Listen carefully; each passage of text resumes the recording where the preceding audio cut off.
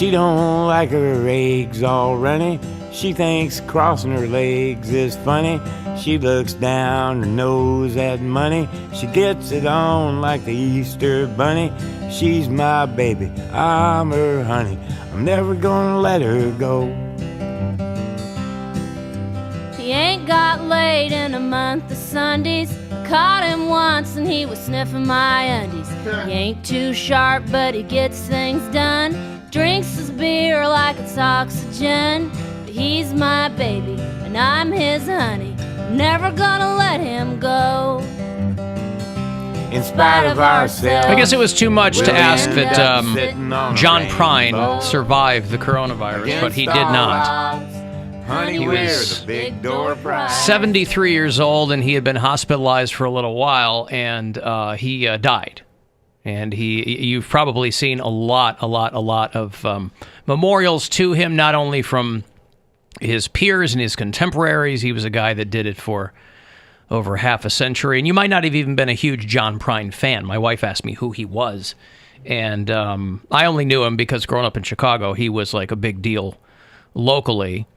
And when I had first got into radio, and didn't even have my own thing going yet, I was working for a morning show in Chicago, and John Prine came in about 1992. He came in. He had moved to Nashville like the late 70s, but he was going to be doing a hometown show, and so he came in to do a show in our performance lounge, and so that was the one time that I ever had any interaction with John Prine. But he was kind of that. His singing style, by the way, is very much reminiscent of Tom Bodett, who is not a singer, but he's the guy who does the Motel 6 ads. I was why do I know that name?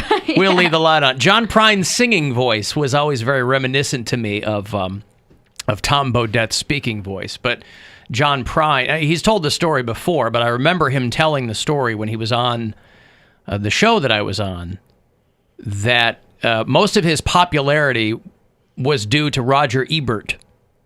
Give him 2 thumbs up? Well, he did. Yeah, Roger Ebert, I guess, 1970, 1971, around there, Roger Ebert had been going to some movie to review it, obviously.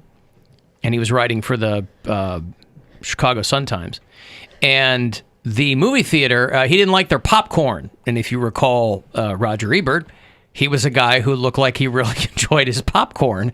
And so he left the movie because the popcorn was no good. And so he went a couple doors down to this bar that is no longer there. It's long gone in Chicago. And John Prine was in the back room playing some songs. He still had a day job as a mailman in the suburbs. But he was writing songs, and he was doing open mics and, performing where he could. And somebody said, you should go. Roger Ebert walks into this bar to have a beer or whatever, and the guy at the bar says, you should go back and watch the dude playing in the back room. And Roger Ebert, instead of reviewing the movie he went to, writes this glowing review of this guy, John Prine, who everyone, not only in Chicago, but everywhere else, should pay attention to. And John Prine said, after that, I didn't have any empty seats at my shows. That's awesome. So he kind of credited Roger Ebert with really kind of springboarding him out of the local scene. He was part of the Old Town School of Folk Music, which is still a big deal there. But he had lived in Nashville for many, many, many years. But he got sick with coronavirus, and they were hoping he would pull out. He was in ICU and all that stuff, and he didn't make it. And for anybody playing the Alan Cox Show bingo at home, Alan did just mention Chicago, which is a free space on a couple of the boards. That's where he's from. John Prine. It's just one of the spots. Yeah. You go to alancoxshow.com, you can check him out. And so on St. Patrick's Day, his wife had announced that he had tested positive for coronavirus. They had just come back from a European tour. So you don't really have to, no big guesses as to how he got sick. God's will. Well, I guess so. Isn't that right? It was done. He was an author, and he won a handful of Grammys. He was in the Songwriters Hall of Fame. He was in the Nashville Songwriters Hall of Fame. So he had accolades all up and down. And one of the first people I thought of when I saw that he died was Patton Oswalt. Because Patton Oswalt, when it was first announced that John Prine was sick, Patton Oswalt put out some tweet like, God damn it, if John Prine dies from this, I will never forgive anyone involved. But he's a huge John Prine fan. And so that was one of the first people I thought of. Bill, you know Patton Oswalt, don't you? Yeah, I do.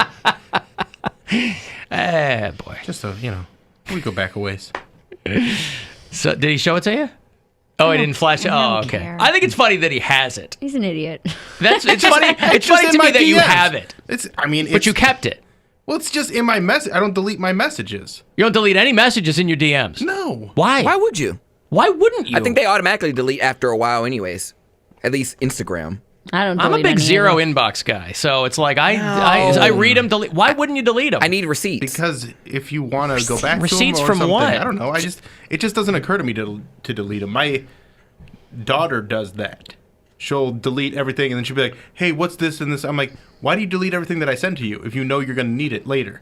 And she's like, "I don't know. I just don't like to have messages." I'm like, Right, but that's different. If you give her something that she's going to need, I'd bet anything you don't need the even- messages that are in your DMs. I probably don't need them, but I'm also not going to go through now and get rid of them all.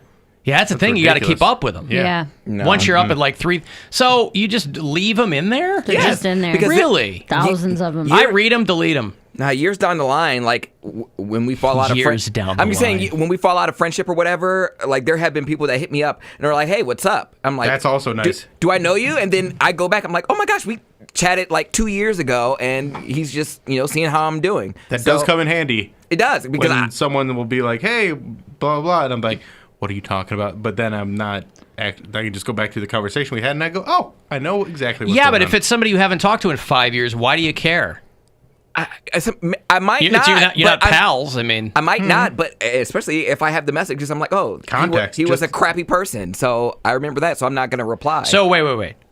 Because I'm coming into this completely ignorant of this process here, right? Somebody hits you up that you haven't heard from a long time. they have, yeah. You go through to see if you have a message from them? Well, no, say it's from Instagram. Yeah. No matter what you said to a person, if they message you, those old messages will be in there. Like So- on Facebook, too. Yeah, right. Yeah, It'll so- say 2012. This is the last Right. interaction exactly. you had. Right. So Sometimes I do I it- scroll back through old conversations. I'm like, oh wow, I talked to this person a lot.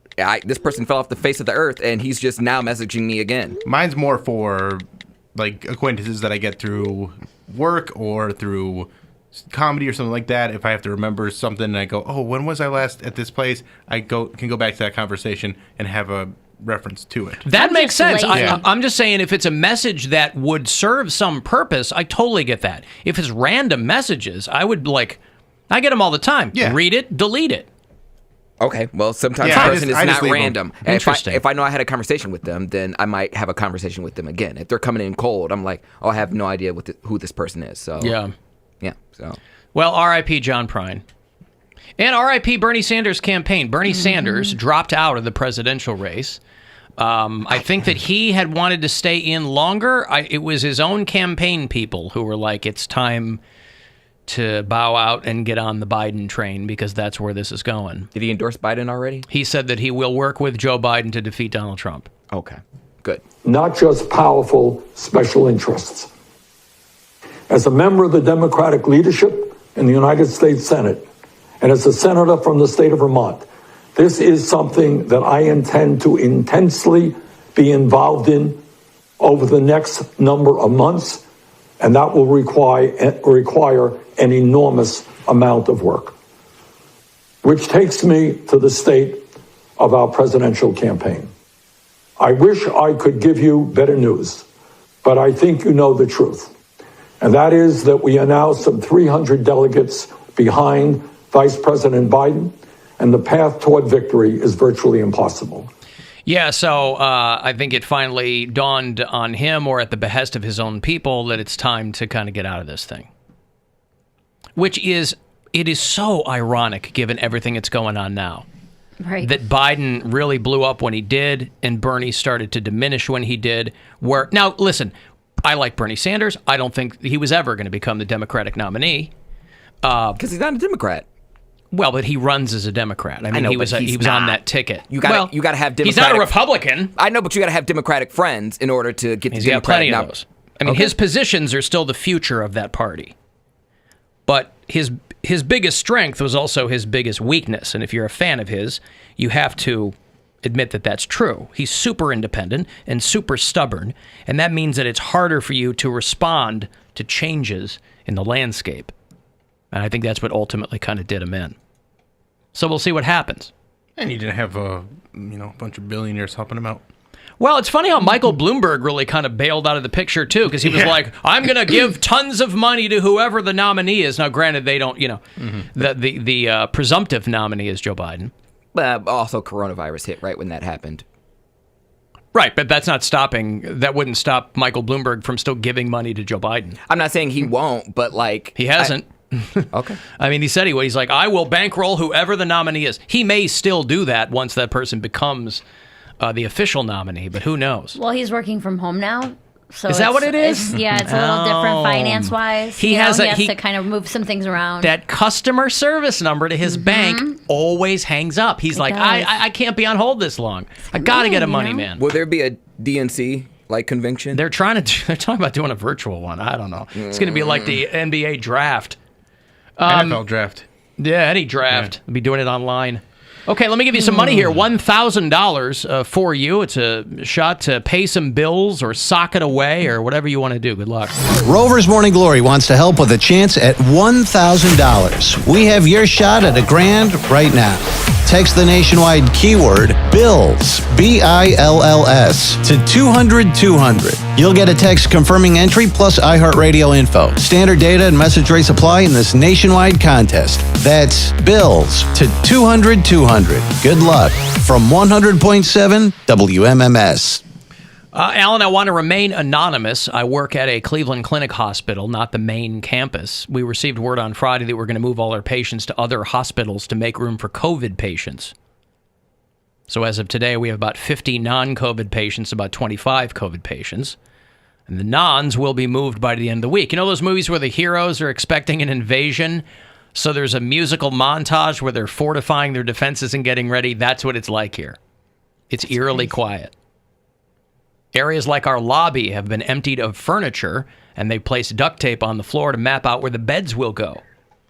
We're thinking that being over-prepared would be better than being under-prepared. Absolutely. Thank you for making the long days a little more enjoyable. There you go. That's an anonymous hospital employee. Where do they move the Thanks, Dr. Berglund.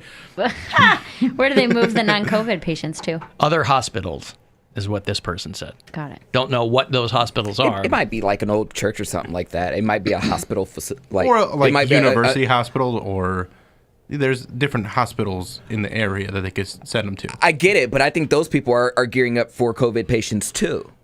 Alan, are you opening the doors to your learning hospital? My learning hospital? Teaching hospital. My teaching hospital. No. Those doors are going to remain closed. They are going to remain closed, yes. Yep. No, the doors will remain closed. I keep Are there calling online courses? for the learning library, teaching a hospital, whatever it is. The people who are already matriculating here are the only people who are going to be We are your patients. reigning here. That's right. We are trying his patience. Listen, in the midst of all this, Florida is still gonna Florida, which in some way provides me with a small bit of comfort that while everything else might be in disarray, the state of Florida will continue to do what they have always done, which is make life amazing for onlookers. By the way, they're telling people to remain 1 alligator length away from each other. Well, you gotta speak their language. You gotta speak their language. You get your gator's length out of here. You're too close. Everybody else are like 6 feet away. In Florida, they've got signs that says physical distancing. Keep 1 alligator. Why is that the funniest thing ever? Now you know you're by their feet to get to snout's distance out of here. Of course, it counts the tail. Yeah, part of the gator. You get to the tip of the tail. I'll stand by its snout. This is a reminder on the Leon County Facebook page. I'm not sure where Leon County is, but their sign of physical distancing with, 2 faceless human figures at either ends, and then an alligator in the middle. Keep 1 large alligator apart. Florida has more than 11,000 cases and at least 170 deaths, which I'm sure will skyrocket very soon. So they're enforcing the stay-home orders, finally, and telling people to practice social distancing by staying 1 alligator's length apart. It's helpful, you know. I mean, whatever your point of reference is, that's what's important. but Hey that's- man, that back is up! hilarious. You are just an armadillo away from me. You got to be a full-on gator, man. Get your Dilla space. Back up. I want to apply that to like every state. Like, what would Ohio's unit of distance be? We don't have. What do we have? 4 Roman burgers apart, Bill. It's gonna Hey. be more than 4. Yeah, I don't know. I never had them. They're not a foot and a half long. That's still okay. in Northeast Ohio. 6 footlongs apart. I don't know. What's a local reference that Oh boy, that's tough. I don't know. you don't know any local references? That, I don't live here. Stay one Browns list of quarterbacks apart. Yeah, there you go. There you go. Well, you move up to the 3rd floor, and you've lost all your connection to us regular people. Oh, That's what I'm saying. You're up there. 100%. You're up there breathing rarefied air now. Excuse me, I I don't opened- live here. I live in the sky. Thank you very much. I'm Sky Princess. Thank you. Wait, when did you become royalty? Princess? I'm Sky Princess Mare at Mare Largo, and that's what we do. Okay, my Yeah. Duchess is the cat. That's her name, and you think that was just a coincidence? Please. Yeah. I opened my windows during the storm last night, and I felt like queen of the world. I'm telling Well, you, I'm man. glad you felt safe because my parents had trees fall down on their driveway. Okay, well, they didn't get hurt. Are they in Medina County? Yeah. I was reading like Summit and Medina County have like tens of thousands of people without power. Yeah, Usually in, Tornadoes and stuff. well, in my neighborhood, usually, because it was coming off the lake, I think. I was looking at the radar map last night, and it was all coming off the lake. But where we live, man, if somebody farts, we lose power. So I couldn't believe. I was fully expecting to lose power. And everyone's Because it was home, intense, too. man. I was like looking out my daughter's bedroom window, and it was clearly super windy, and it's Oh, just yeah. pelting rain, but it didn't look like the trees were moving, which was the weirdest thing. All these trees in our yard and the neighborhood. It wasn't even that. It was, you could see the pelting rain being blown down the could, street. Yeah, at an angle almost. Yeah, but the trees seemed still. But yeah, we had power. We still had power. I couldn't believe it. I opened my windows in my living room, sitting there. I'm just like watching it, and I put my little fake fireplace on, and it's all like the ambience of it. I fell asleep on my couch just listening to the rain. You woke up God, soaked? I loved Nice, it. yeah. No, Oh. because the way it was raining, it was coming in like the back side of my apartment, but where my living room was, I could open those windows, and just to sit with like the silence and just hear like cars drive Sure. by every. Oh my goodness. It Yeah. was amazing. Did you That was get a cross breeze, or was it just through that?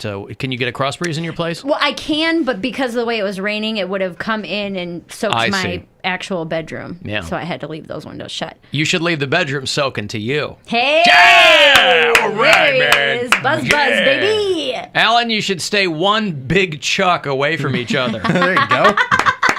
Or 4 Little Johns. Hey! That's Now a you're two. getting into I'd it. say 2 Little Johns. 2 Little Johns? Yeah. I Yeah, my guess he's- parents I had a guess he's not tree a come foot and a half down tall. in their driveway, and it like went like there's 2 giant trees that fell across their driveway. That's crazy. And I was like, "Oh, you guys okay?" And my mom's like, "Yeah, your dad already."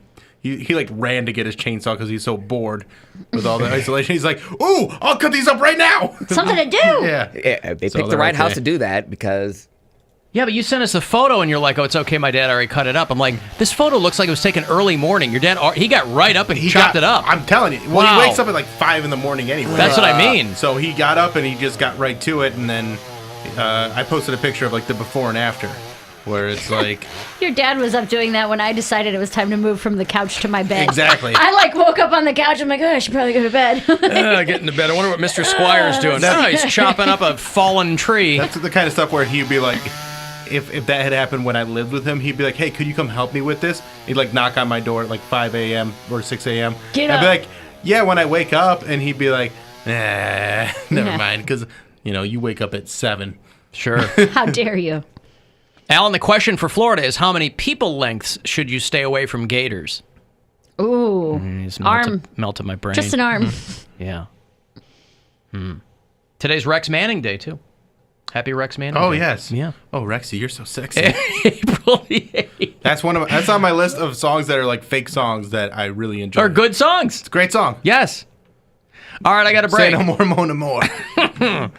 If you want to send me a text, 35192, AlanCoxShow.com for a lot of other things there. And you can listen anywhere on the iHeartRadio app. The Alan Cox Show on 100.7 WMMS and everywhere.